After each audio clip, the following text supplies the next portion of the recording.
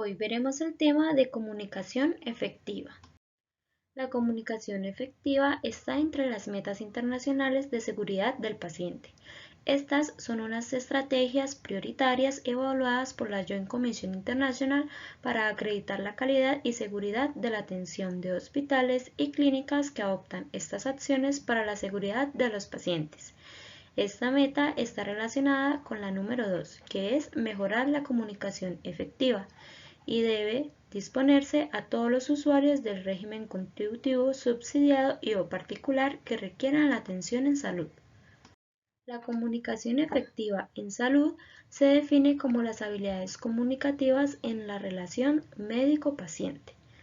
Estas influyen en mejores resultados en la salud física, mental, funcional y subjetiva, en el nivel de satisfacción de pacientes y familiares, en el cumplimiento de los tratamientos, en la eficiencia clínica y en la disminución del número de complementarios. Por lo anterior, una comunicación efectiva es el proceso de compartir información de forma comprensible para el receptor del mensaje, es decir, que tanto el emisor como el receptor interpretan el mismo mensaje. Por lo anterior, una comunicación efectiva debe ser oportuna, precisa, empática, de escucha activa, completa e inequívoca. Los principales objetivos de la comunicación efectiva es prevenir errores por órdenes verbales o telefónicas y mejorar la comunicación entre los profesionales de la salud, los pacientes y los familiares.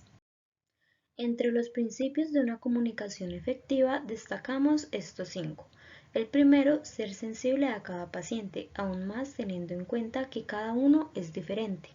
También poner énfasis en la interacción con el paciente, no solamente tener en cuenta lo verbal, sino también sus expresiones corporales.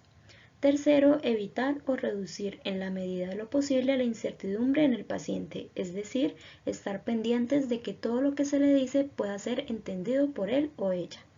El cuarto es planear en qué términos se van a plantear los resultados derivados de la intervención, con el fin de que las palabras sean entendibles para el paciente.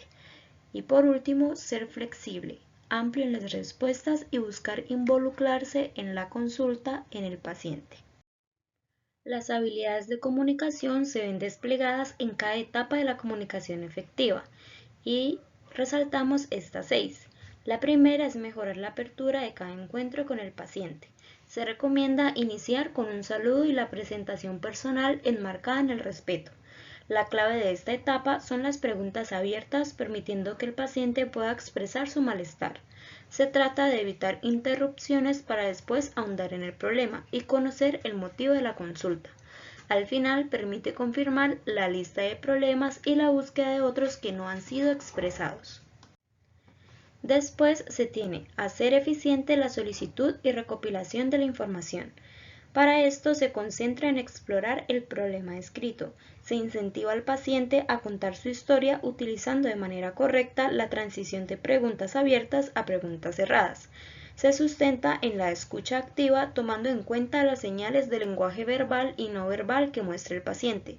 Es esencial que el médico aclare en esta etapa aquellos elementos que requieren explicación o detalle para así poder tener una mejor perspectiva del problema a tratar.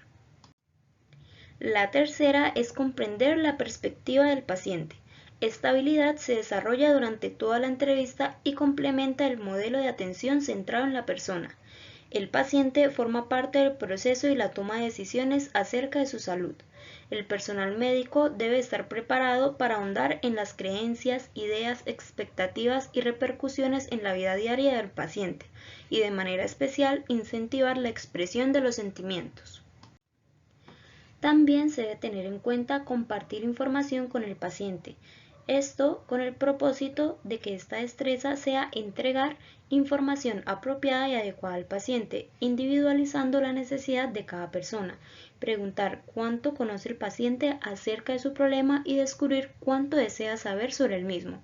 Es de vital importancia que el estudiante o el médico aprenda a manejar la cantidad de información que debe entregar, evitar dar consejos y tranquilizar prematuramente al paciente, Además, se tiene que entregar información que sea fácil de entender, para que así se pueda planificar el cuidado tomando en cuenta las preferencias del paciente y la toma de decisiones conjuntas.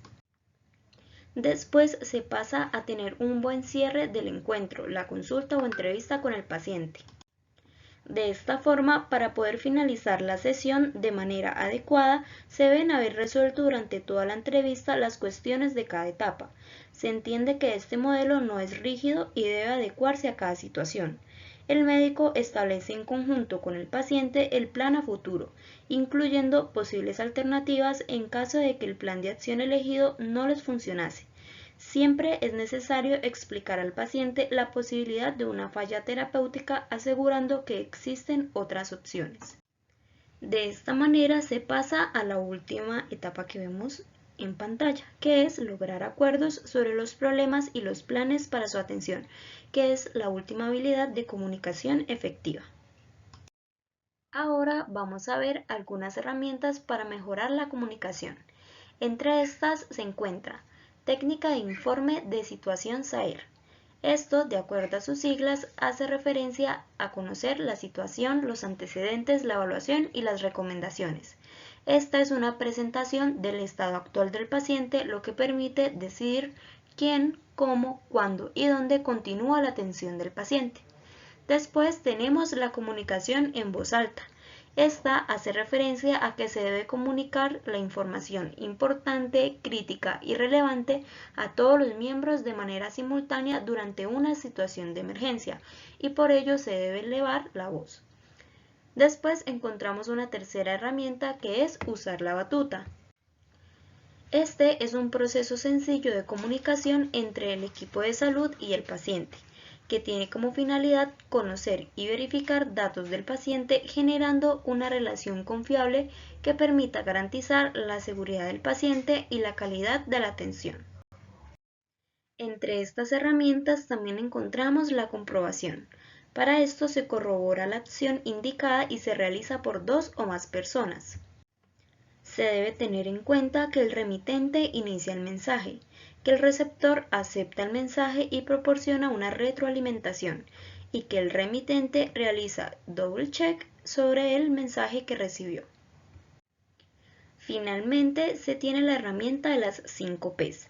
Se debe tener en cuenta el paciente, que es la identificación, por lo menos los nombres y el número de identificación, el plan, que es el diagnóstico y el tratamiento, el propósito, que es fundamentar el plan de tratamiento, los problemas, que son comunicar lo que es diferente e inusual en el paciente, y terminar con las precauciones, que es lo que se considera que se espera a que sea poco común en el paciente. Muchas gracias por la atención.